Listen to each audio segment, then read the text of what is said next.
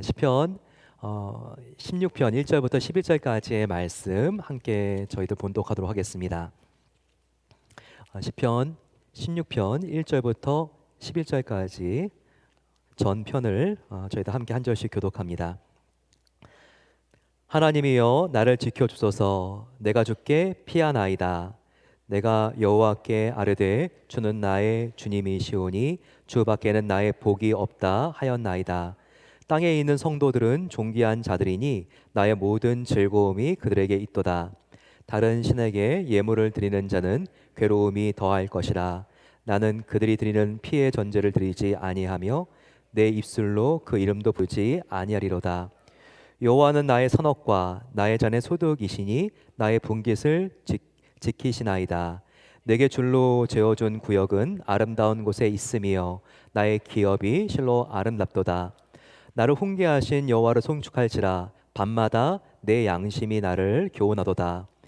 내가 여호와를 항상 내 앞에 모시며 그가 나의 오른쪽에 계심으로 내가 흔들리지 아니하리로다. 이러므로 나의 마음이 기쁘고 나의 영도 즐거워하며 내 육체도 안전히 살리니 이는 주께서 내 영혼을 소홀에 버리지 아니하시며 주의 거룩한 자를 멸망시키지 않으실 것임이니이다. 함께 봤습니다. 주께서 생명의 길을 내게 보이시리니 주의 앞에는 충만한 기쁨이 있고 주의 오른쪽에는 영원한 즐거움이 있나이다. 아멘. 오늘 교회를 들어오시면서 로비를 봤을 때 변화가 하나 있었을 것 같습니다. 앞에 1년 동안 걸려있는 현수막이 바뀌었죠. 현수막의 제목은 저희 교회의 1년 동안의 표입니다. 표가 어떻게 되어 있습니까? 본질은 깊고 영향력은 넓은 교회 성도가 되는 것입니다. 교회 주보에도 이제 그 표가 지금 새롭게 나와 있죠.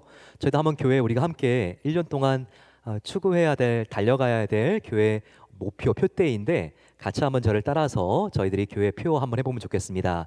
본질은 깊고 영향력은 넓은 교회 성도가 됩시다.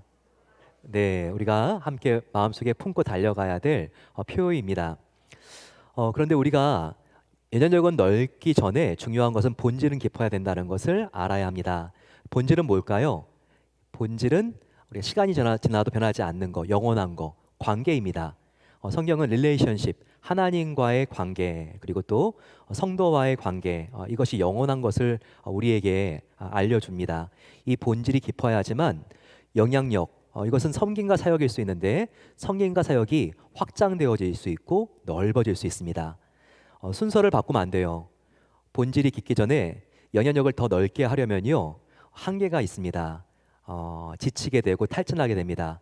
우리가 뿌리가 깊은 나무에 그 가지가 더욱더 힘차게 뻗어 올라가고 그리고 그 무성한 가지에 탐스러운 풍성한 열매가 맺히는 것처럼 그렇게 중요한 것은 뿌리를 깊이 하는 바로 이 본질이 깊은 것입니다.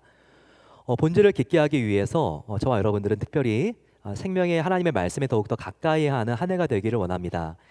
그래서 오늘 넣어드린 것이 주보에 맥체인 성경 읽기 표입니다. 우리가 1년에 성경 한 번 읽는 이 통독을 목표로 해서 이 성경 읽기 표를 가지고 저희들이 매일매일 읽기를 원합니다. 150년 전에 맥체인 목사님이 이 표를 만들어서 얼마나 우리 성도들의 신앙을 균형 있게 성장할 수 있게 도와주셨는지는 제가 이미 말씀을 드렸습니다. 그래서 이 성경 읽기 표를 잘 활용해서 성경 읽독을 꼭 하시고 마음속에 그래 정말 연말에는 나도 쌀 한 가마를 받아야 되겠다 이런 마음뿐만 아니라 정말 하나님과 내가 더 깊어져야 되겠다 이 마음을 우리가 꼭 품어야 될 겁니다.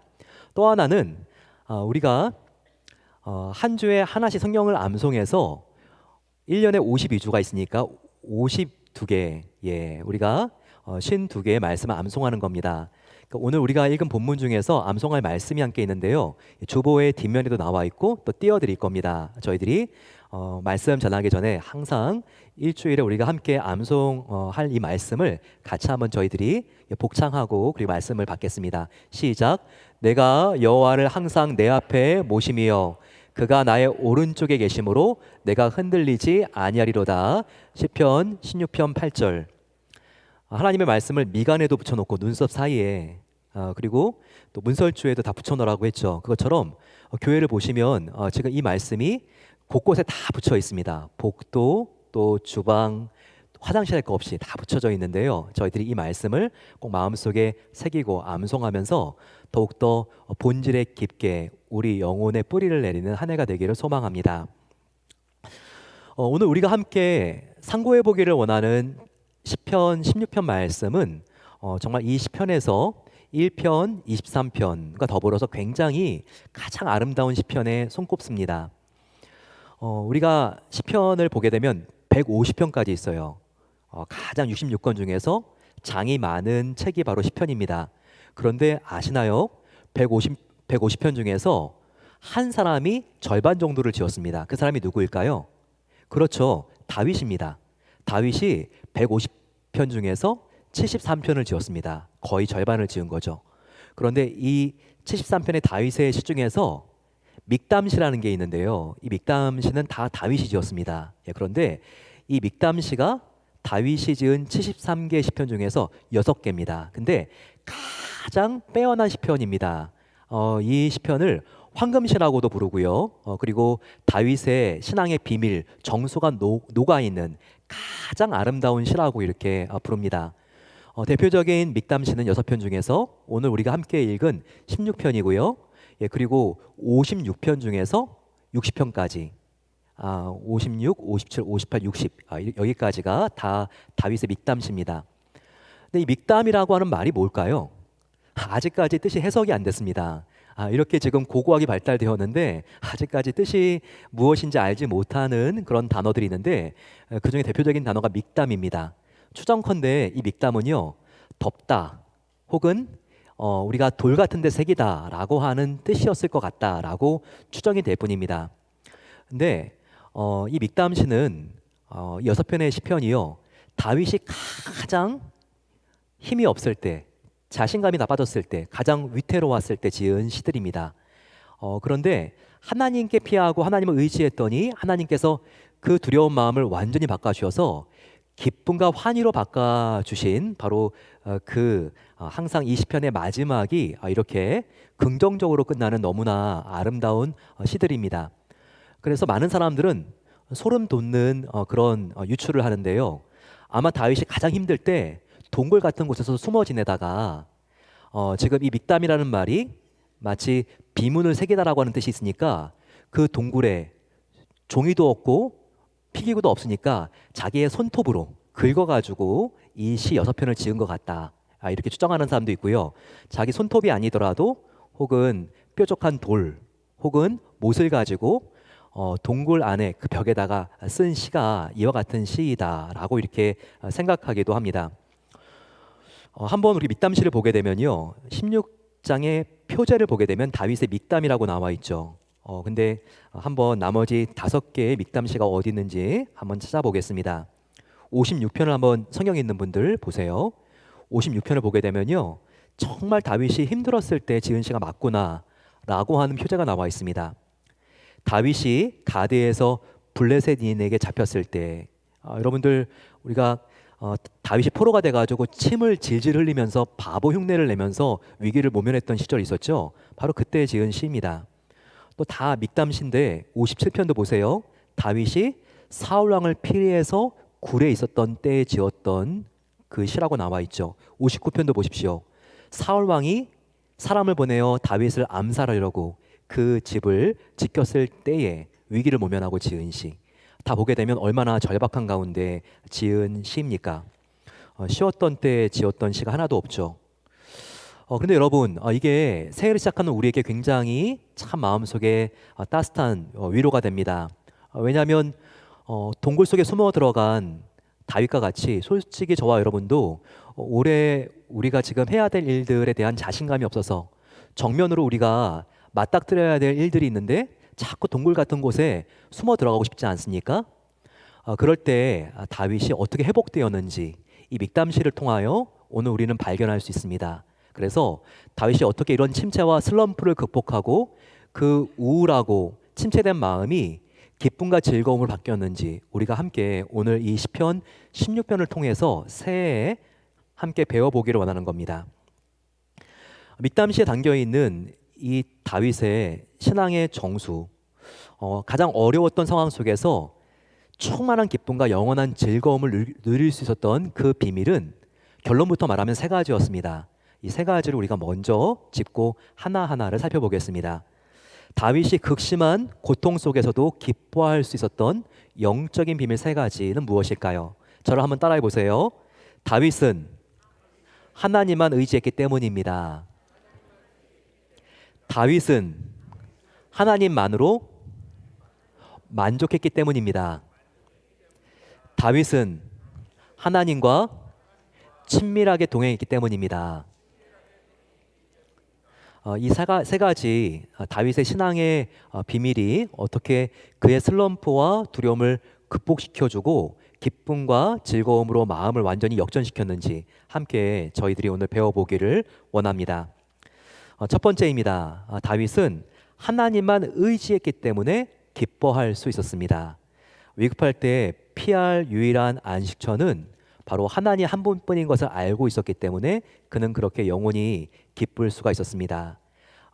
이것이 오늘 16편 1절에 가장 첫 구절에 나와 있습니다. 보십시오. 하나님이여 나를 지켜주소서 내가 주께 피하나이다. 한번 연상해 보세요. 사울 왕이 자기를 추격하기 때문에 쫓기고 쫓겨서 정말 이제는 어떻게 피할 데가 없어서 동굴까지 들어갔는데 이 동굴 속에서 정말 하나님을 간절히 찾으며 동굴 벽면에 자기의 손톱으로 긁어서 하나님이여 나를 지켜주소서 내가 주께 피하나이다. 이렇게 절박하게 지금 시를 짓고 있는 이 다윗을 한번 생각해 보라는 겁니다.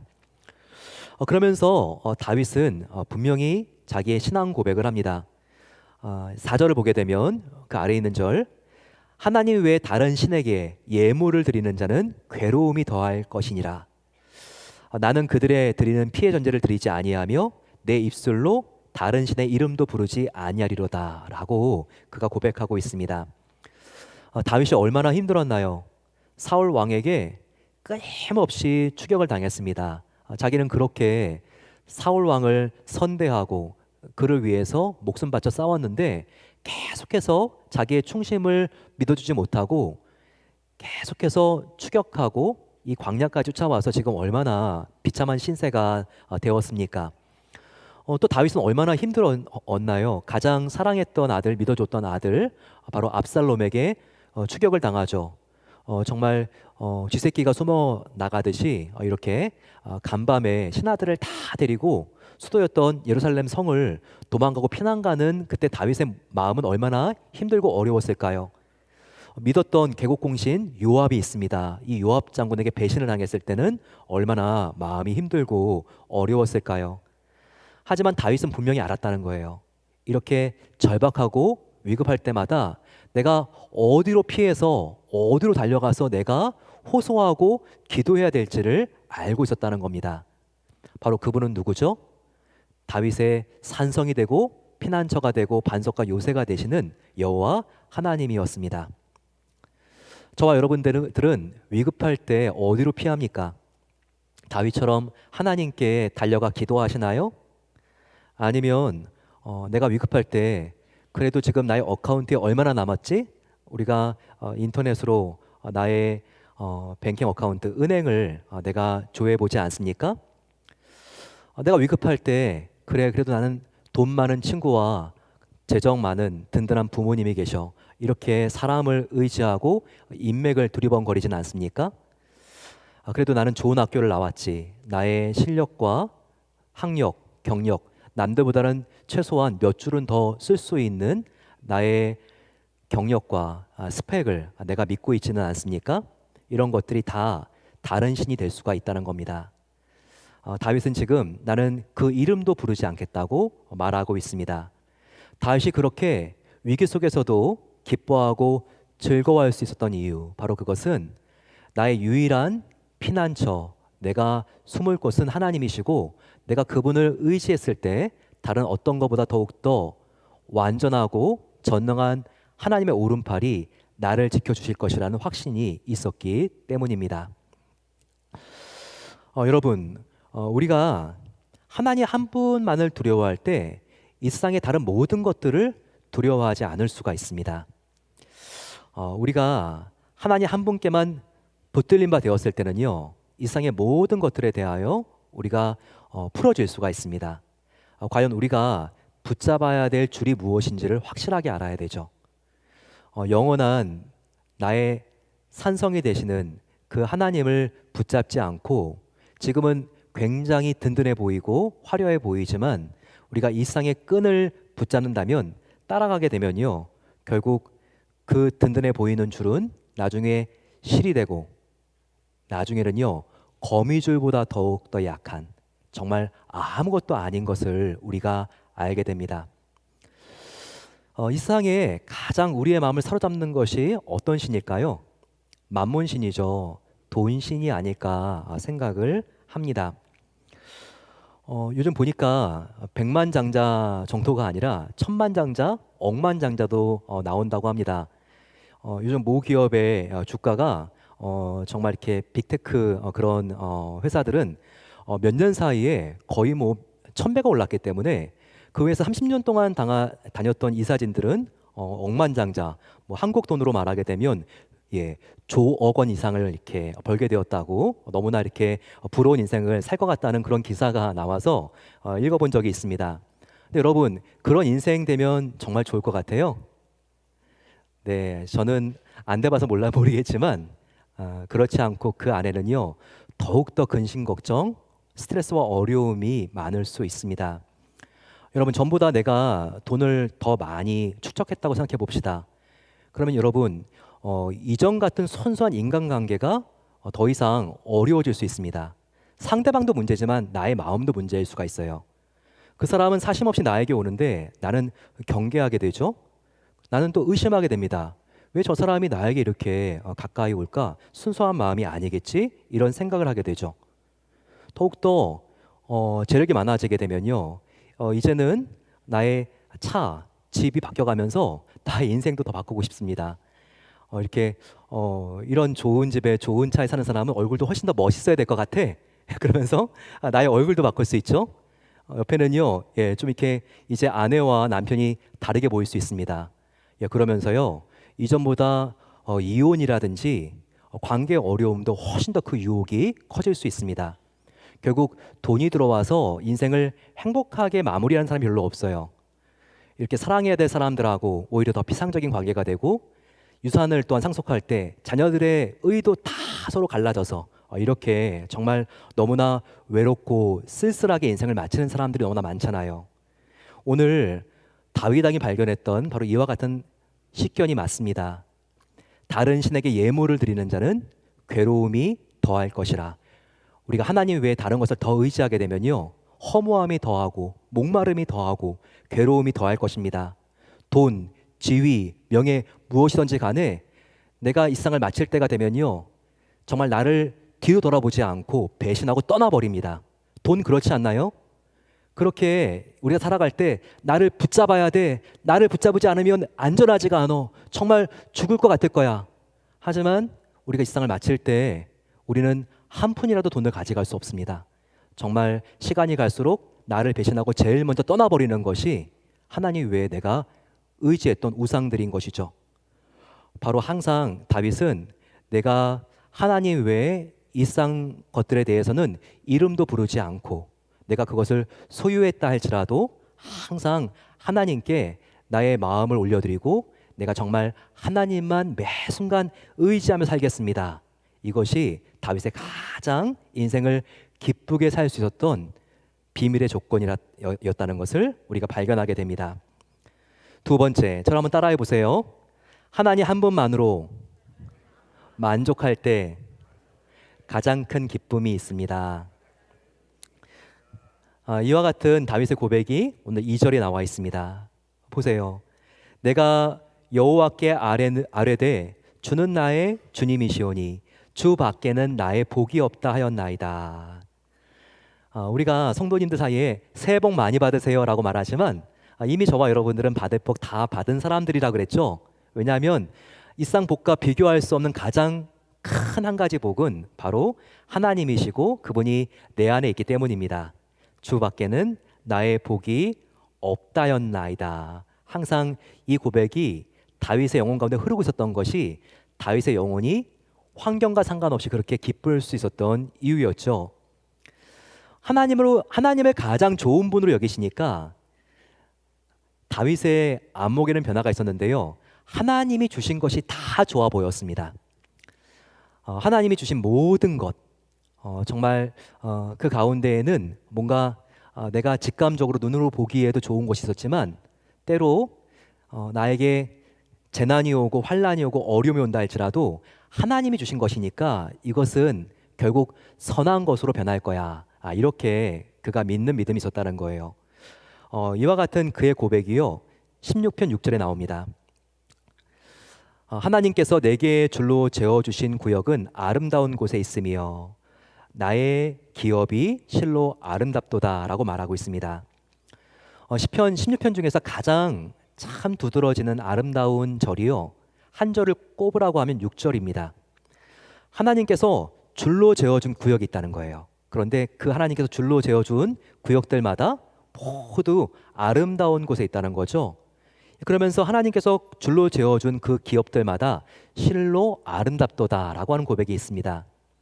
창세기 1장 보게 되면요, 하나님께서 하루하루 이 세상을 창조해 나가시고 항상 그 끝에 하신 말씀이 있습니다. 보기 좋았더라, 보기 좋았더라. 마지막에는 심히 보기 좋았더라. 다 이게 토브라고 하는 히브리어인데요, 좋았더라라고 이렇게 하나님께서 말씀하시는 표현입니다. 근데요, 다윗은 하나님이 재어주신 그 구역마다 다 토부, 아름답도다, 너무나 감사하고 만족한다라고 하는 고백이 있었던 겁니다. 여기서 줄로 재어준 구역은요, 내 힘으로 얻은 게 아닙니다. 나의 의지와 상관없이 하나님께서 나에게 주신 기업을 말합니다.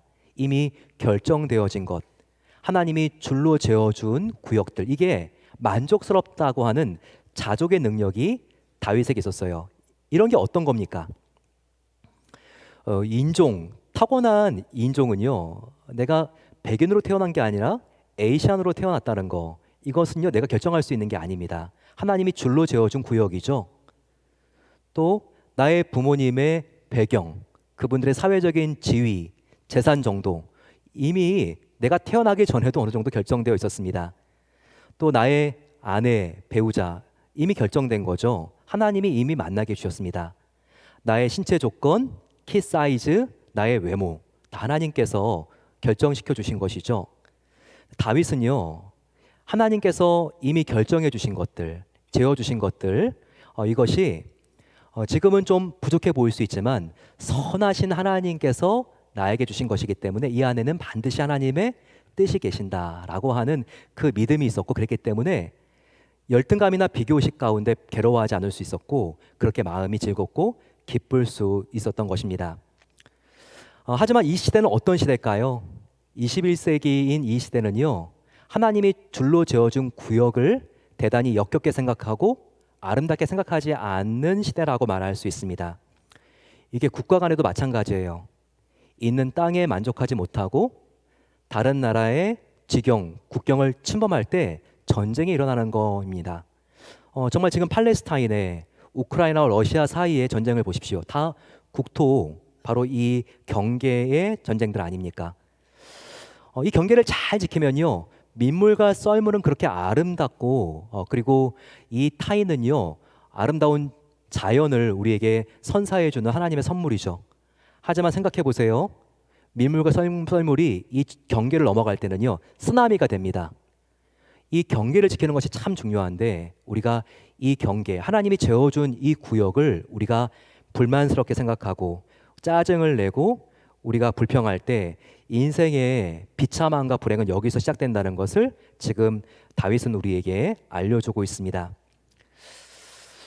특별히 미네소타에요, 베들레헴 교회가 있는데, 이 교회를 아주 신실하게 섬기다가 은퇴한 목사님이 계십니다. 한 번쯤 다 들어보셨을 것 같은데요, 존 파이퍼 목사님입니다. 그 사람이 쓴 명저 중에서 Desiring God, 하나님을 갈망하는 이 책이 있는데요. 아주 중요한 개념 중에 하나가 바로 크리스천 헤도니즘이라고 하는 이 개념입니다. 이걸 한국말로 바꾸게 되면 기독교 쾌락주의죠. 여러분, 쾌락주의 느낌이 좋습니까? 네, 나는 쾌락을 원하는데 쾌락주의는 좀 이런 마음이 들죠. 쾌락주의 빠지면 큰일 날 것 같고 터부시되는 단어 같고 그리고 정말 이 쾌락주의 잘못 우리가 만나고 이렇게 이런 주의 안에 우리가 쩌들려 살면 인생 망칠 것 같죠. 하지만 잔 파이퍼 목사님은 하나만큼은 쾌락주의를 추구했을 때 우리 인생을 성공으로 인도하는 쾌락주의가 있다. 이것을 주장합니다. 바로 그것은 크리스찬 헤도니즘, 바로 기독교 쾌락주의입니다. 이건 무엇일까요? 성경에서 예수 그리스도를 기뻐하라, 다시 말하노니 기뻐하라. 성경은 정말 기뻐하라, 즐거워하라.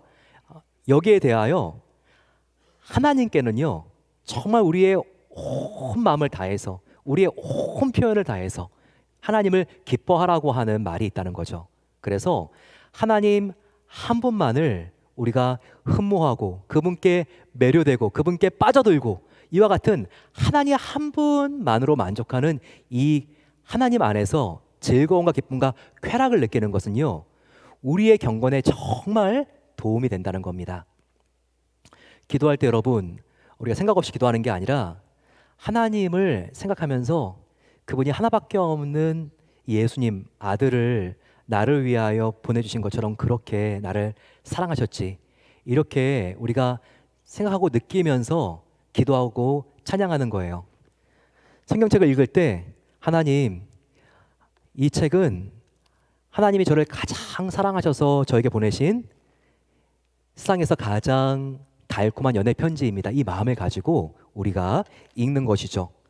이렇게 하나님의 선하심과 아름다우심과 거룩하심과 완전하심과 사랑이 크심과 인자하심과 긍휼하심을 우리가 느끼면서 하나님께 나아갈 때 우리는 정말 하나님의 그 사랑 가운데 사로잡히게 되고 이 세상의 쾌락에 우리의 마음을 빼앗기지 않게 되고 하나님 안에서 진정한 자유를 누릴 수 있다는 겁니다. 그러면서 잔 파이퍼 목사님은요, 크리스찬 헤도니즘, 이 기독교적 쾌락주의를 자녀에게 가르쳐야 된다는 거예요. 근데 어떻게 부모가 자녀에게 가르칠 수 있는가? 말로 해서는 안 된다는 거죠. 실제 삶으로, 표정에서, 말에서, 중요한 일을 결정할 때, 가정 예배에서 실제로 이것을 보여줄 수 있어야 된다는 겁니다. 쇼가 아니라 정말 하나님을 사랑하기 때문에. 잔팔 목사님이 참 강조하는 게요, 하나님이 주신 것들에 대해서가 아니라 주신 분을 정말 기뻐할 수 있을 때 자녀는 자연스럽게 이 세상의 다른 돈이나 미디어가 아니라 하나님 한 분만이 가장 우리가 즐거워할 뿐이고 기뻐할 뿐이라는 것을 알게 된다는 거예요. 하나님이 주신 게 뭡니까? 돈, 지위. 하지만 이런 것들로 정말 기뻐하는 그런 부모의 모습이 아니라 이것을 주신 하나님, 그 하나님을 정말 우리가 기뻐할 수 있을 때 자녀는 자연스럽게 하나님 한 분을 가장 기뻐할 분으로 배울 수 있게 된다는 거죠. 정말 여러분, 하나님께 가장 영광 올려드릴 수 있는 방법이 무엇일까요? 새해 내가 예배 시간에 한번 특송해 봐야지, 내가 단기 선교 갈 거야, 내가 정말 하나님께 이전보다 더 최선의 헌금을 드려야지, 다 하나님께 영광을 올려드릴 수 있는 방법이 될 수 있죠. 하지만 존 파이퍼 목사님은요, 하나님 한 분만으로 만족하는 것보다 하나님께 가장 큰 영광 올려드릴 수 있는 다른 방법이 없다고 말합니다.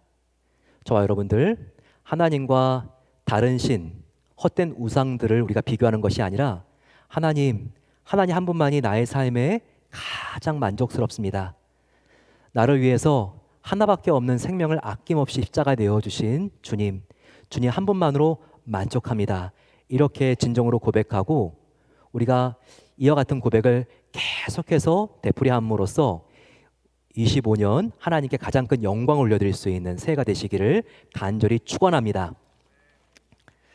하나님이 지어주신 구역 중에서 오늘 시편의 다윗은요, 우리가 반드시 빠뜨리지 말고 감사해야 될 게 있다고 말하고 있습니다. 그게 구체적으로 두 가지가 명시되어 있는데요. 첫 번째는요, 3절입니다. 땅에 있는 성도들은 존귀한 자들이니 나의 모든 즐거움이 그들에게 있도다. 보십시오. 다윗의 가장 큰 즐거움은 하나님께 있는데 또한 그의 모든 즐거움은요, 그들에게 있도다. 함께 신앙의 삶을 영위하고 있는 믿음의 동력자들을 만나게 하신 바로 이와 같은 교제에 있는 것을 그가 발견했다는 거예요. 다윗의 가장 큰 즐거움은 믿음의 형제 자매들이 자기 곁에 있었던 것입니다. 여러분들은 어떻습니까? 올해 가장 큰 즐거움, 내가 지금 나의 회사에서 성공하는 것, 그리고 내가 인정받고 사람들에게 박수 받는 것, 그리고 나의 재택이 성공해서 내가 더욱더 재산이 늘어나는 것, 이런 것과는 비교할 수 없는 기쁨과 즐거움이 다윗과 같은 즐거움이 되기를 소망합니다. 다윗은요, 바로 하나님께서 만나게 하신 모든 성도들, 그들 때문에 그렇게 가장 기뻐한다고 나와 있습니다. 즉, 나를 통해서 나의 믿음의 형제 자매들의 신앙이 조금이라도 더 하나님과 가까워졌다면 이거보다 더 큰 기쁨과 즐거움이 없다는 것입니다. 정말 내가 뭔가 홈리스를 돕고 싶고, 포틀랜드 다운타운에 가서 홈리스를 돕고 싶고, 내가 단기 선교를 가고 싶고, 근데 함께 일할 수 있는 사람을 찾습니다. 회사에서는 어린도 없죠. 야, 너 휴가를 왜 그런 데 쓰냐? 너 휴일 있으면 좀 잠 좀 더 자야지. 그런데 교회 와서 우리 함께 홈리스 분들을 돕고 우리 단기 선교 나갑시다. 그러면요, 그래, 우리 함께 하자고 이렇게 마음을 함께 나누는 사람들이 있습니다. 하나님 나라를 위하여 함께 꿈꾸는 사람들이 옆에 있다는 것처럼 일상에 가장 큰 즐거움이 없다는 거예요. 여러분, 이런 즐거움이 얼마나 큽니까? 저도요, 14살 때 이렇게 다른 직업도 갖고 싶었지만 정말 하나님 앞에, 하나님, 내가 주님께 받은 구원이 이렇게 기쁜데 어린 나이지만 다른 사람들에게 복음을 전하고 다른 사람들이 말씀을 통해서 하나님과 가까워지는 이 일에, 목사가 되는 일에 나의 평생을 드리고 싶습니다. 이렇게 고백했을 때 하나님께서 저의 나이 14살 때 사무엘과 같은 이 고백을 들어주시고 하나님께서 지금도 여기까지 인도해 주신 겁니다. 근데 후회가 없어요. 오늘 특송을 했지만 주를 섬기는 일에 정말 후회가 없습니다. 왜냐하면 세상에서 조금 더 돈을 벌고 사회적인 지위가 높이 올라갈 수 있는 직종도 선택할 수 있지만 저의 직종은 제가 어디에 있든지 간에 성도님들이, 하나님 안에 있는 분들이 하나님과 더욱더 가까워질 수 있도록 도와주는 일이기 때문에 다윗과 같이 나의 모든 즐거움이 여러분들 성도님들께 있습니다. 이게 얼마나 감사한 일입니까? 여러분들도 나를 통해서 누군가 나의 자녀일 수도 있고 아직까지 예수님을 믿지 않는 나의 부모님일 수도 있고, 주님, 조금이라도 더 하나님께 가까이 갈 수 있다면 이것이 나의 25년의 가장 큰 즐거움이 될 수 있도록 하나님께서 나의 마음을 변화시켜 주시옵소서, 새롭게 해 주시옵소서, 이와 같은 마음으로 나가게 되시기를 소망합니다. 또 한 가지, 하나님께서 우리에게 재어주신 구역 중에서 감사해야 될 부분을 다윗이 말하고 있습니다. 7절에 나와 있는데요, 아주 의외입니다. 다윗이 어떻게 이런 것도 감사할 수 있을까 보게 되면요, 그게 훈계예요. 7절, 나를 훈계하시는 여호와를 송축할지라 밤마다 내 양심이 나를 교훈하도다 라고 고백하고 있어요. 다윗이 즐거운 것 중에서요, 뭔가 이렇게 따끔하지만 나의 잘못이 깨달아졌을 때 하나님께 회개하는 이 기쁨과 즐거움을 내가 맛보니까 정말 일상의 다른 어떤 기쁨과 내가 과히 비교할 수 없습니다. 이와 같이 그가 고백한 거죠. 다윗의 일생 중에서 언제 이런 것을 발견할 수 있죠? 그렇죠. 밧세바와 간음죄를 저질렀을 때, 그때 완전히 내가 숨겼는 줄 알았는데 나단 선지자가 어떻게 알았는지, 어떻게 알겠냐? 하나님이 알려주셨죠. 다윗에게 와서 그 잘못을 다 훈계하잖아요. 다 지적하잖아요. 여기에 대해서 내가 언제 그랬는데 교만하게 발뺌하지 않았습니다. 다윗은요, 겸손한 마음으로 내가 정말 그 죄인이 맞다고 하면서 그가 정말 울면서 가슴을 찢고 하나님 앞에 회개하며 나아갔죠. 다윗이 바로 그와 같은 회개의 맛을 본 거예요. 물론 회개는 다른 사람이 나에게 해준 그 날카로운 충고는 참 힘들고 어려울 수 있지만, 내가 하나님의 훈계가 없었으면 그 길을 더 가서 영원한 사망의 낭떠러지 심판 가운데 내가 떨어져 멸망할 수도 있었는데, 하나님이 나를 너무나 사랑하셔서 회개할 수 있는 양심을 주시고, 내가 회개해서 이렇게 죄 용서를 경험하게 하시고 하나님께서 놀라운 은혜와 회복을 주셨구나, 이와 같은 기쁨을 알게 되었다는 거죠. 정말 그렇습니다. 칭찬받는 기쁨보다 정말 수십 배, 몇백 배 비교할 수 없는 기쁨은요, 용서받을 수 없는 죄를 용서받은 사죄의 기쁨입니다. 오늘 우리가 함께 예배 순서 중에서 신앙 고백을 한 다음에 사죄의 기도 시간을 드렸잖아요. 처음 해보는 거라서 저와 여러분들 마음속에 여러 가지 느낌이 들었겠지만, 정말 내가 알지 못하는 죄가 있었구나, 정말 하나님께서 생각나게 해주시고 내가 그것을 회개했을 때 주님께서 용납해 주시고 용서해 주시는 그 기쁨을 오늘 느끼신 분들이 있으실 거예요. 가장 큰 즐거움과 기쁨은 우리가 하나님께 나의 진면모를 다 보여드리면서 내가 그분께 회개하고 그분이 용서해 주시는 바로 이 은혜를 우리가 체험하는 것입니다. 마지막은요, 하나님과 친밀하게 동행했기 때문에 마음속에 큰 기쁨이 있을 수 있습니다. 시편 16편 8절 말씀을 보세요. 이 말씀은 우리가 한 주 동안 암송하기로 한 말씀이죠. 내가 여호와를 항상 내 앞에 모심이요 그가 나의 오른쪽에 계심으로 내가 흔들리지 아니하리로다 라고 고백하고 있습니다.